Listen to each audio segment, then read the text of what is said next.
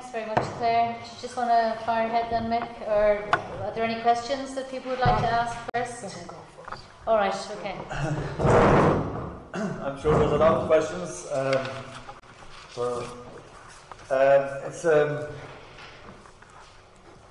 It's a very strange topic in some ways. When we started, and Claire's given a very good background to it all, but I didn't think that the whole issue would have gathered pace like it did. We probably didn't suspect ourselves that things were quite as bad as they were. And I suppose the first thing that highlighted that there's something wrong here was the fact that nobody wanted us to raise these issues. And we were dumbstruck that we weren't being allowed to raise it in the Parliament. And this we thought was very strange. And there was incredible obstacles put in our way. And eventually, when we, as Claire outlined, we only eventually got it into the Lord Chamber by breaking the rules. And within the space of 6 weeks, we actually raised it 8 times. And there was also something strange about the media. The media were keen to touch on the extremities of it, but they had no appetite for the core of what was going on. And I suppose we met such opposition, and I mean, I too was really struck by the fact that Minister Shatter was so aggressive in his response to us.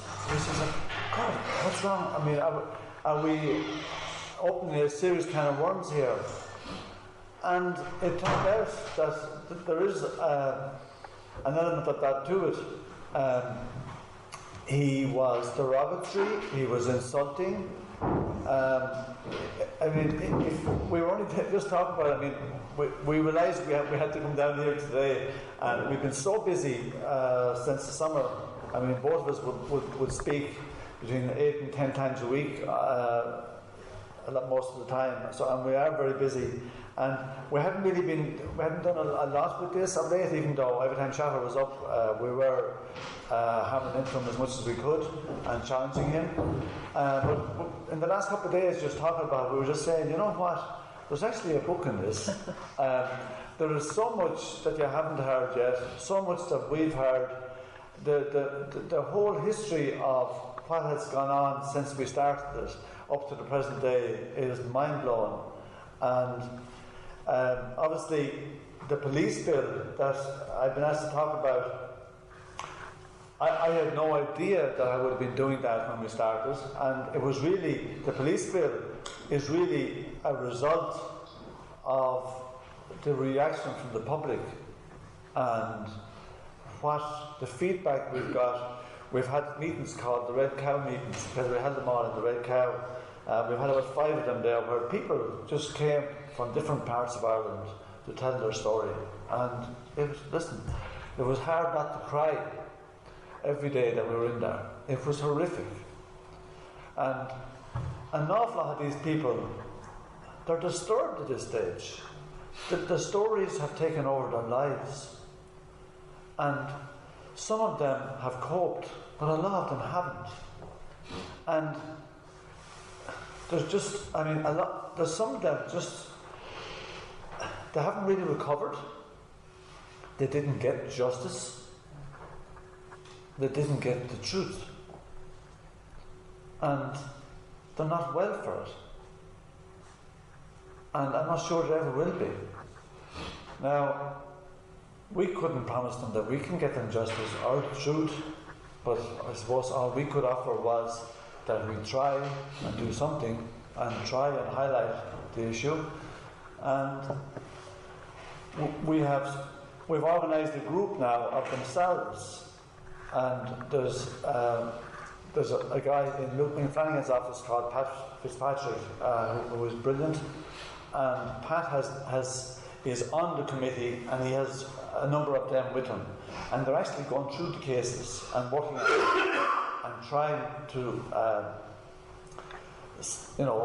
separate fact from fiction. You can have opinion, but unless you can back it up with hard evidence, then it isn't going to cut any mustard. So there's a big process getting to understand what's involved in all the cases.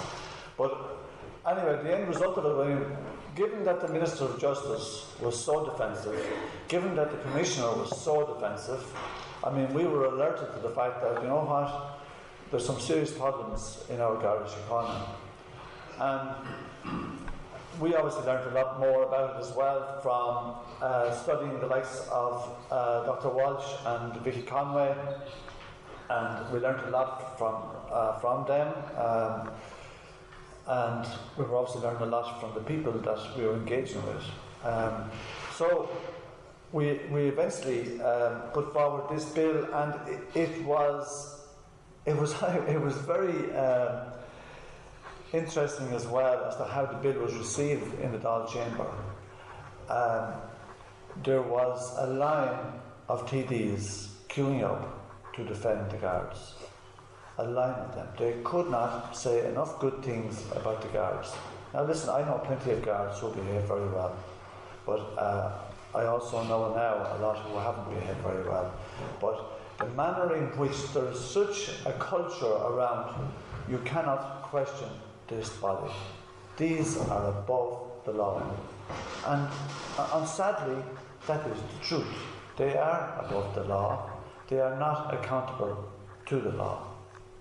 They are the law as far as they're concerned, and they are not accountable for how they behave.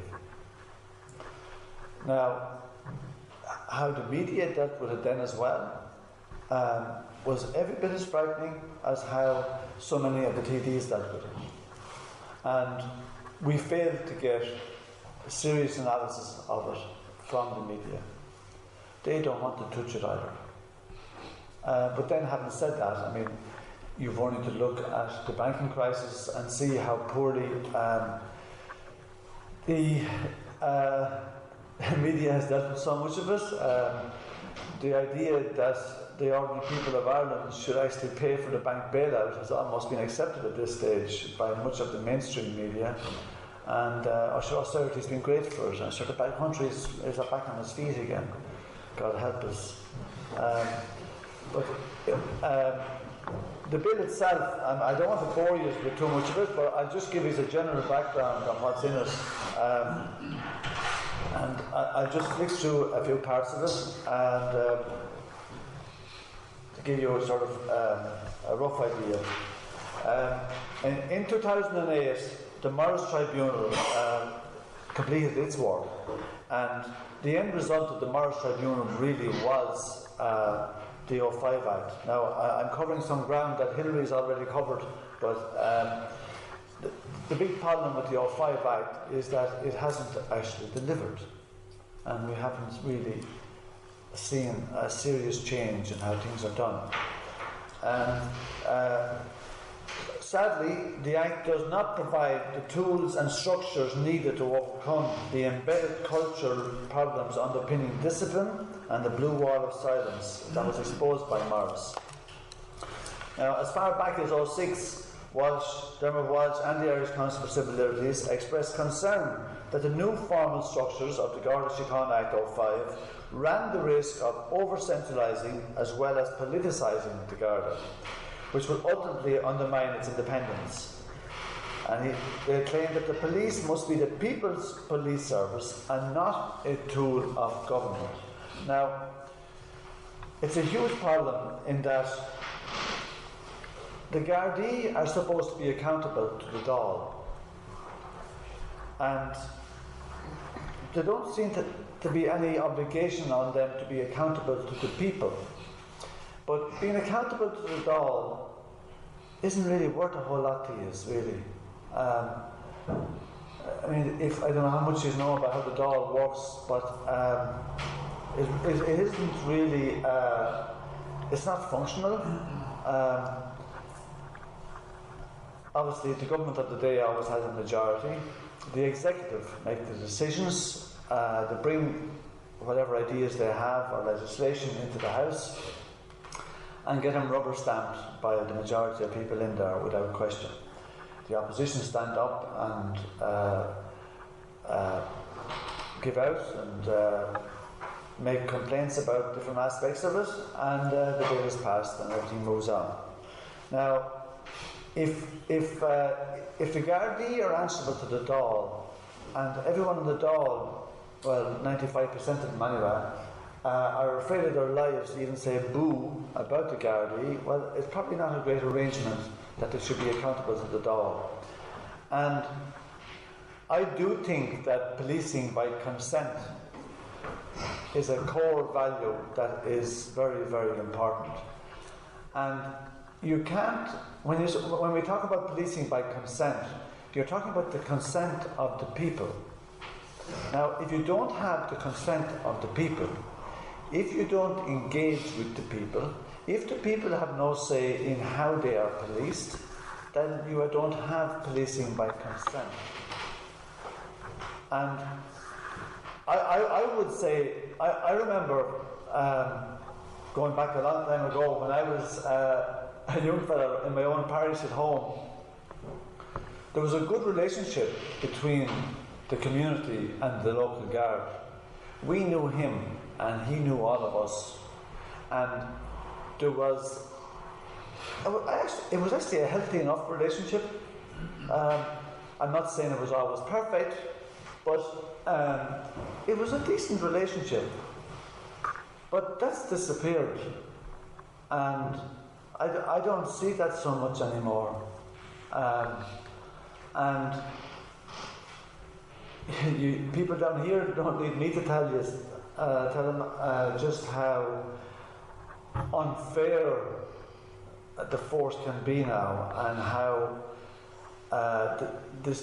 separated they are from the people, and how disjointed they are in relation to the concerns of the people.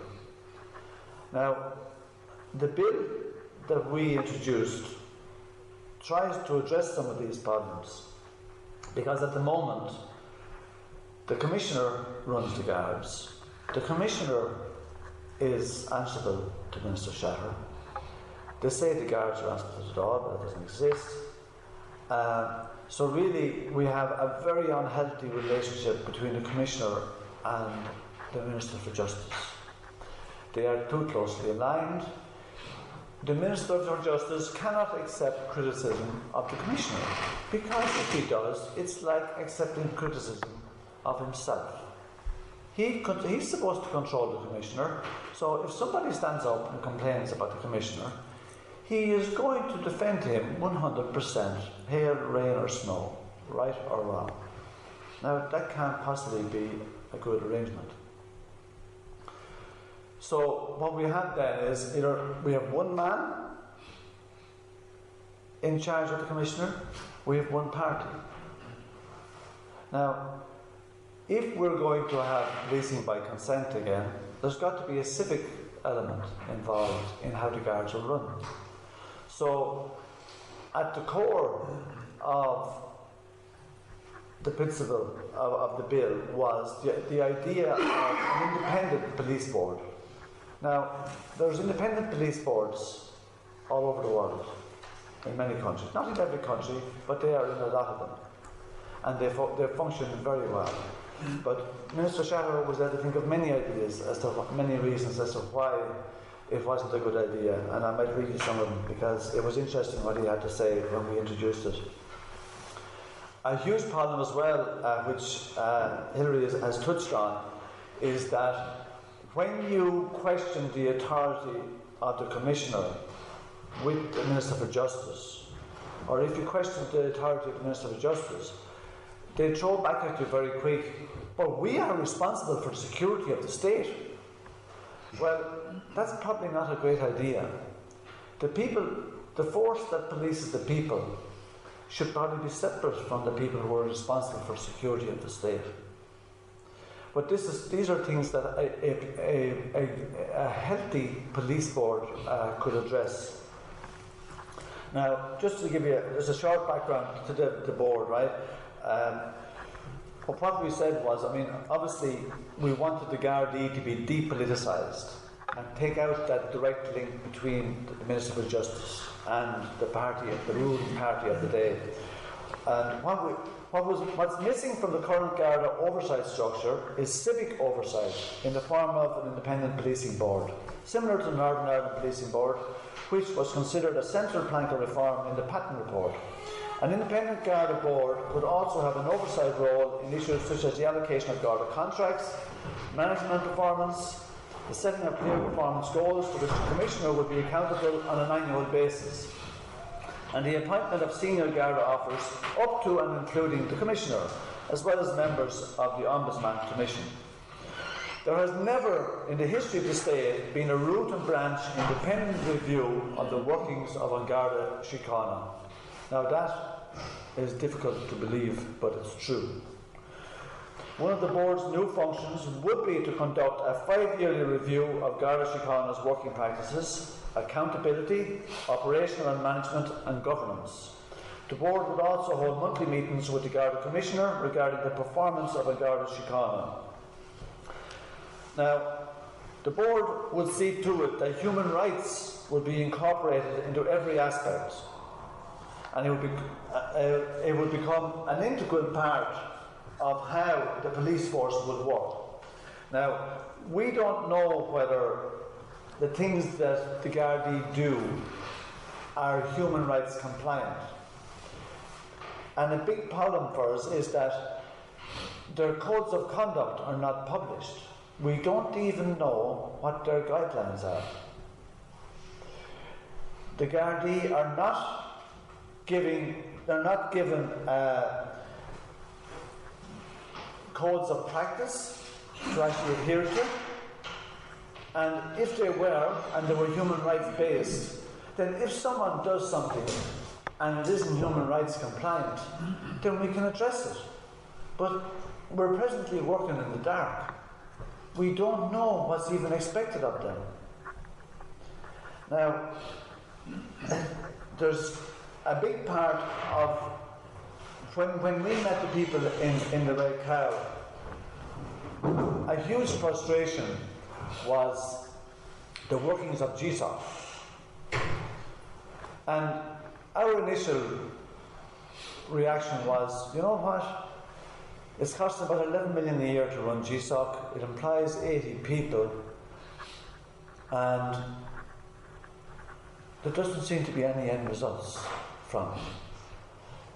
We looked at a particular period where there was 14,000 complaints and 49 reached the DPP. Now we thought, my God, how can only be 49 out of 14,000 reach the DPP? And we thought, well, you know, if GSOC is that useless, maybe it should be disbanded. And we were actually thinking, we just thought that GSOC were almost a cover for Garda behaviour. But you know what? The more we learnt about them, the more we felt that, you know what? GSOC had the makings of a good body. And we went there and we met the people that run it. And to be honest, we actually found them genuine.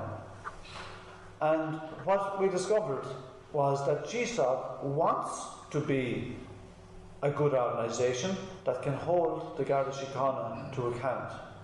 But they are not being allowed to hold the Garda Síochána to account. So huge issues in the police bill were to change that and to give GSOC real power. A big problem at the moment is that GSOC can only investigate single cases. For example, if there was, as you know yourselves, they were stopped from investigating the Corrib episodes, and because they weren't just single cases, and in order for them to investigate policy and procedure of the Gardaí and how they behave in general in a particular area or anywhere in Ireland, they can't do it without the permission of the Minister. So, in other words, they were toothless without the Minister's blessing. And the Minister doesn't want them actually holding the Gardaí to account. And because GSOC doesn't have the power that it requires, our police force is not held to account. Now, I don't want to be talking too much about a whole lot of different aspects of the bill, and if we are going to ask, if there's other questions asked, it might be better if I wait and you can ask me all the questions you like. But just the whole thing, the Claire touched on it with the internal review. There was 2 reports into the penalty points. We had the internal review and we had the GPSU review, which is the Garda Professional Standards Unit review. And that was actually very critical of many of the workings of the Garda Síochána. And it actually called for 12 changes. But the Minister doesn't really want to make these changes, and he picked out 7 of them that he might look at, and the other 5 were unappetising, so he didn't want to look at them. One of them, for example, with GSOC, was that we called for it in the bill as well, that GSOC be given the right access to the pulse system.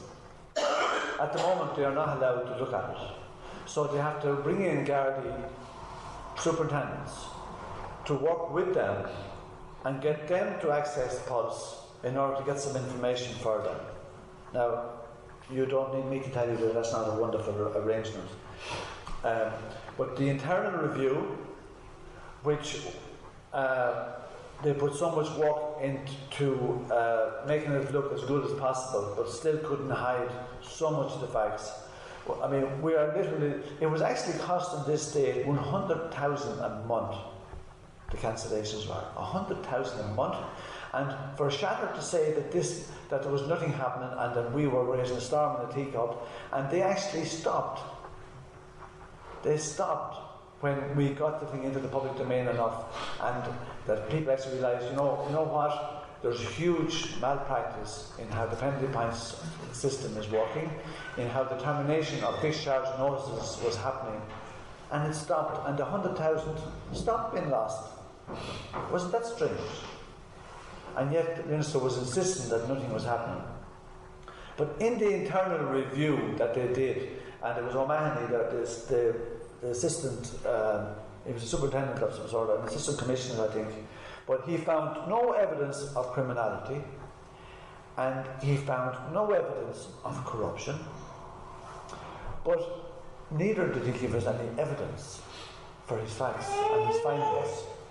There was appendices to the 50 pages that he did, but we didn't see them. So we were never told where he got his information and where he got his facts. And nobody is asking for them. I'm going to stop talking, but a huge problem is there's a whole lot of people have suffered at the hands of malpractice in our police force. A whole lot of people who have a lot more power do fine at the hands of our police force. The people with the most potential to change how this country is run and organised have the least appetite to change it. Because you know what? They like it the way it is. The established parties, political parties, like the way it is. The mainstream media like things the way they are. They don't want anyone to upset things. We obviously feel that the place needs to be turned upside down and given a real good shake. And I have a suspect that you might feel the same. Thank you.